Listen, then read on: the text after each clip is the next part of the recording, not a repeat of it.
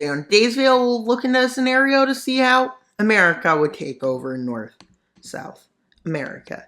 And as you can see, chances are one area would be probably taken on them, which would be Puerto Rico.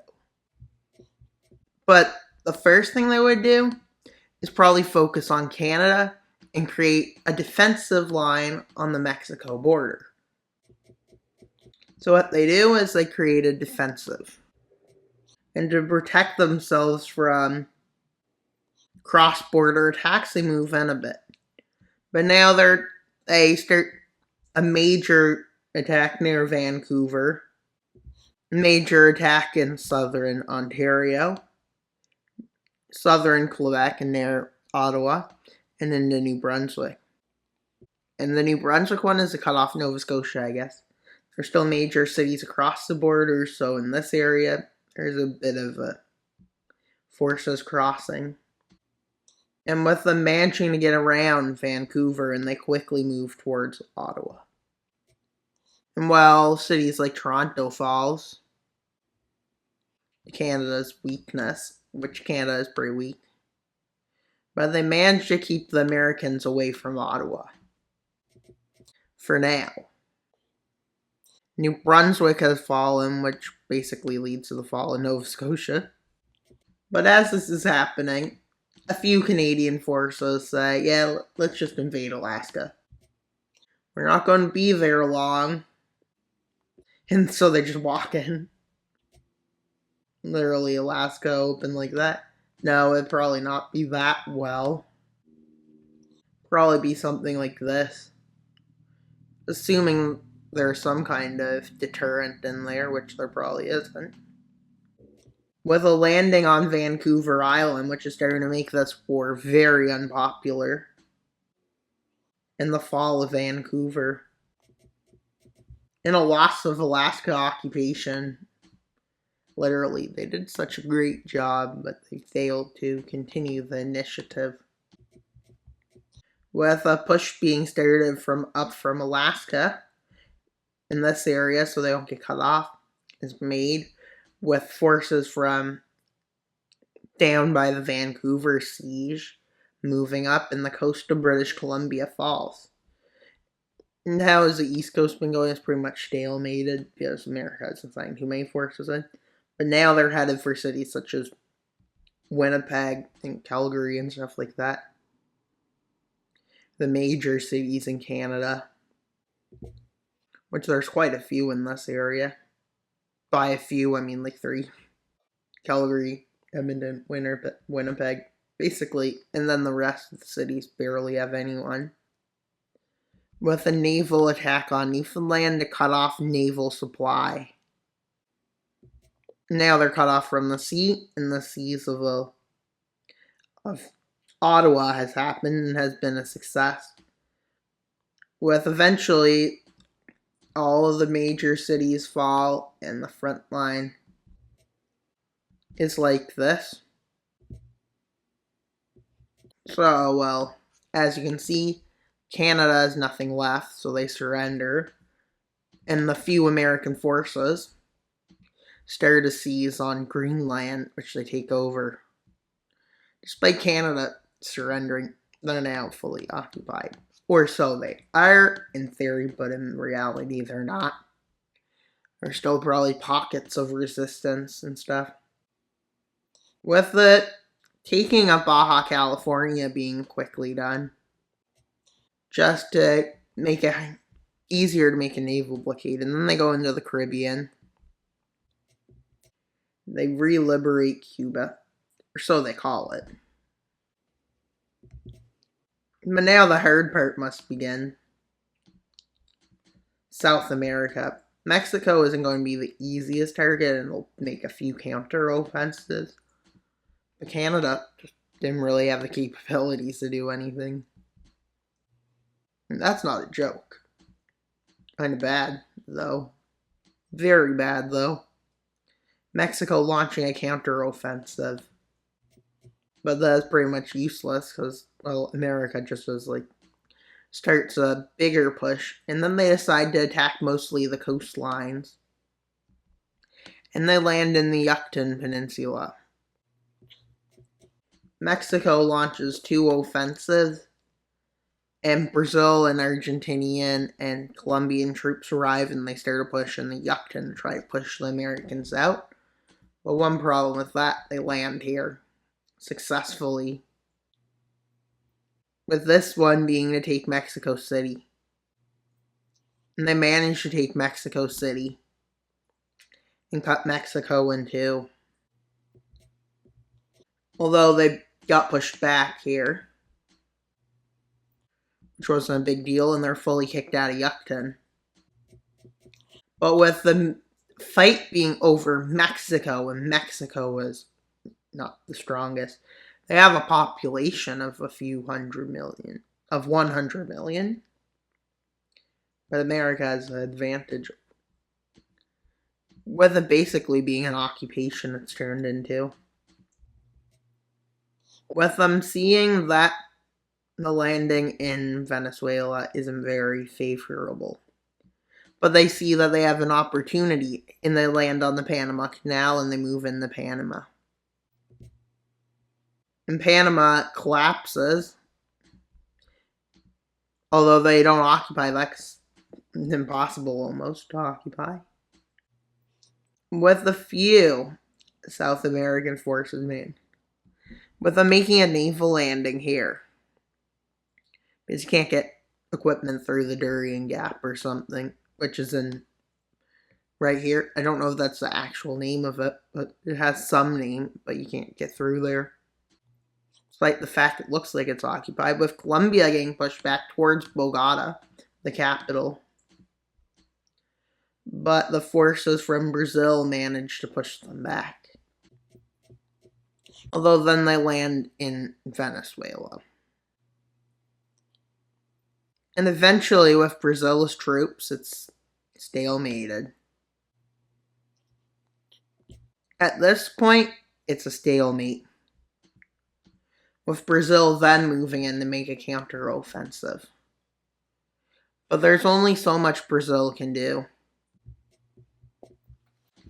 And Brazil is starting to have probably oversupplied, supplying all of South America, with another landing here in Venezuela. And this time it's unable to be stopped, and it moves into the Guianas, even though one's Suriname. But Brazil gets it together and pushes them back there. Although America's goal is to get the nations to surrender, which Brazil is nowhere near. So they move into Colombia, is what the idea is, right? And their goal in Colombia is to get to Bogota, which they're at the doorstep of, and they manage to seize. With Colombia surrendering, but only these lands are occupied because Brazil occupies those. And a push into Ecuador is made to try and take Quito as quick as possible, which Quito is taken very quick.